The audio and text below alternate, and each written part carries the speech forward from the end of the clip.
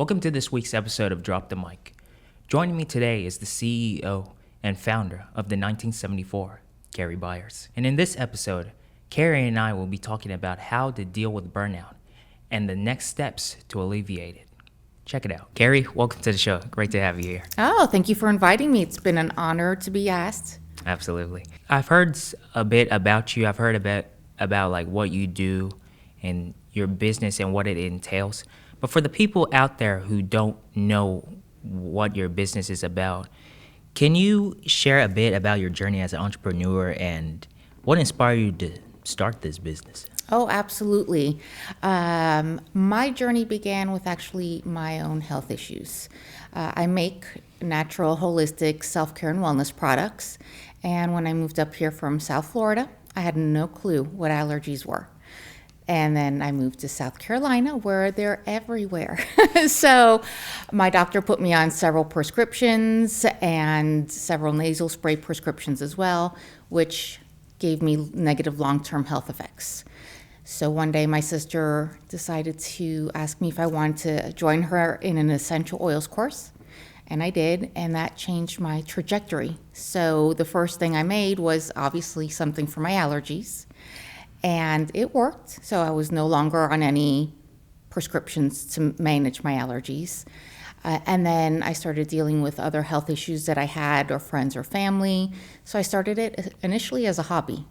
My next one was my pain relief bar, because I'm broken from head to toe. And the more and more I started making products, the more I found that there was a need for natural, effective products. And in 2020, when my job became non-essential, I took a leap of faith and I started doing it full time. In 2021, I moved all my products from making from inside the home to 2 studios here at the Mayfair Art Studios. Amazing. Yeah, thank you. As an entrepreneur, you had to take that leap of faith from COVID, 2021, and then all the way here now. Yes. But as an entrepreneur, sometimes, especially you working as an entrepreneur, things can get hard. Like you can experience burnout. You have to deal with the amount of customers or making the products, etc. Correct. And that could lead to burnout. Yep. But burnout has like a multitude of things. But in your own personal perspective, how would you define what burnout is? Oh, yes. And it's a variety of different issues or different areas of burnout that can happen, especially trying to advocate for others and help educate others. I need to try and lead by example and manage it the best that I possibly can. But yes, being an entrepreneur and having to manage so many different hats, eventually you are going to stumble upon burnout one way or another. And it can be either emotional burnout, physical burnout, or mental burnout. And each one, for me, I handle it a little bit differently.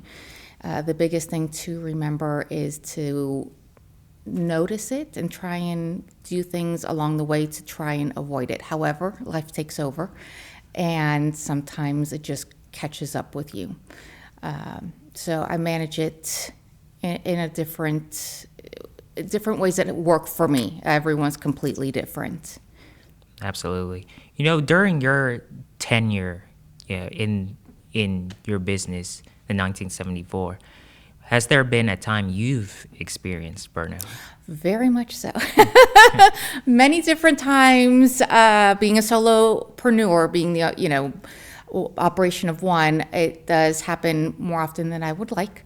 And what I typically do for the mental or the emotional burnout is I love to go outside, be with nature, just step away for a little bit and just regroup and reset.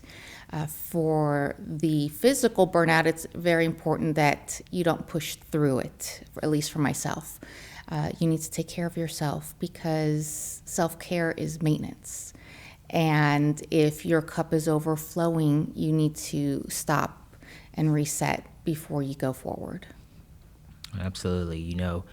It's just always health is wealth. Yes, it is. As they would say. When you when you're just in the midst of burnout, you have to just elude from that situation. You don't want to just compel your mind with stress and all the hardships and the tiredness you're going through. So like that's just important, to just refrain from just working too hard. You just want to, just be calm, collective. Just escape just all the hardships and stuff when it entails to burnout. But when you've been experiencing burnout, obviously you have some techniques to alleviate that. What are some coping mechanisms that help you alleviate burnout? Yes, lots of different things, and it depends upon what combination I may be having or going through at the time. Typically, I love to work out. Workout is a huge stress relief for me, whether it's cycling, running, going to the gym.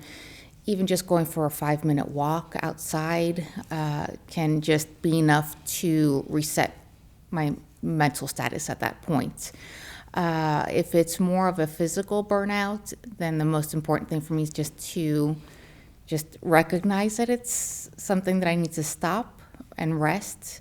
Typically, I like to go out and listen to music on the back deck or even here at the studio. Just hop outside and listen to some music for a while. And stepping away from everything is key.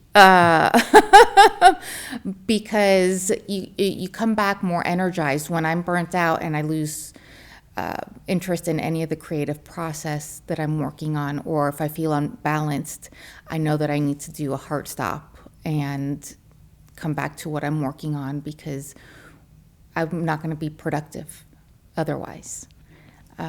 And with what I do, I need to make sure that I'm as balanced as I possibly can be, because working with formulas, mentally, I need to be as sharp as I possibly can be. That's the goal. Keep yourself occupied, so you don't have to, refrain back to going and working and just working so hard and try to get it all done. Like, it just clutters your whole mind.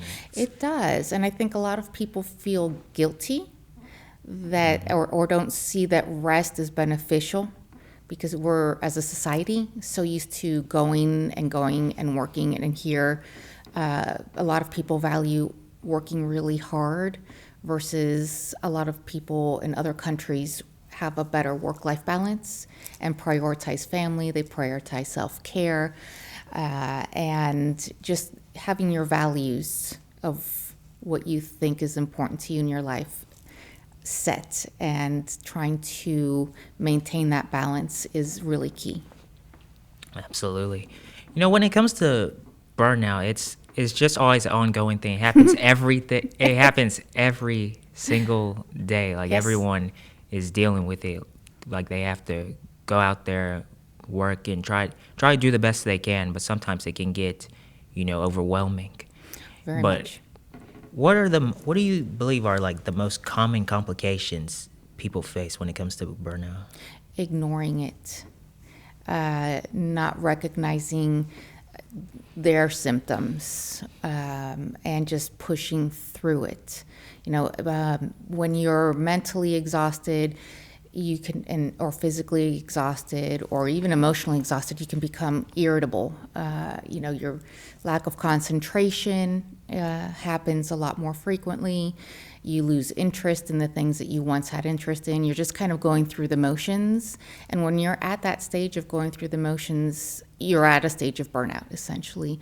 So you need to recognize what ailments or what symptoms you have for burnout in order to take action to remediate that.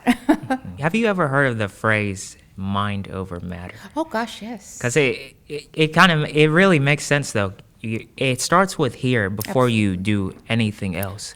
Absolutely. Like, you just have to have this in check before you do, like, whatever it is that comes next. Because if it's not fully checked, it's like you're in panic mode.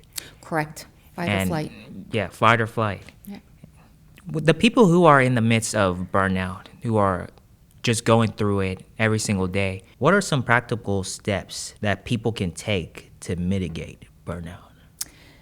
Give yourself some grace. First thing, we give grace to others, and you need to give yourself that same grace. Know that it's okay to take time for yourself. Self-care is important. It's maintenance. It's not something that you should put aside or that it's not needed, because if you're not taking care of yourself, you can't pour from an empty cup, essentially. So you need to make sure that you're okay in order to keep going. So don't feel like that it's not okay to take time for you, because you need to in order to gain that creativity, feel like interacting with people again, feel that motivation and joy. Just please give yourself that grace. Wise words. So to the entrepreneur out there, maybe an upcoming entrepreneur or anyone out there who's watching this and are struggling in the midst of burnout, what would you say to them? Oh, lots of things. Set daily rituals, maybe, that will help you feel like you're maybe accomplishing a task a day. Don't think that you're not doing enough. Maybe even if it's a 5-minute ritual that you set up for yourself to alleviate some of that burnout, please do it. And it can be something small as, dancing or singing along to one of your favorite songs, or like I said, going outside for 5 minutes.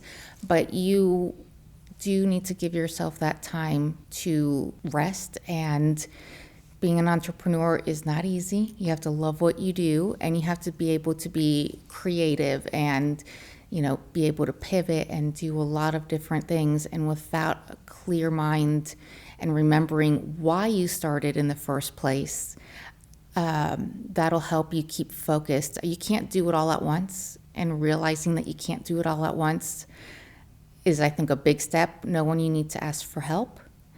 For certain things, outsourcing some things, and just, take baby steps. Don't think you can conquer it all in one day. Set smaller tasks that are achievable. Maybe start with 2 or 3 daily tasks and achieve them, and then build from there, because the biggest thing for me is a feeling of being overwhelmed with everything going on and being one person doing it all.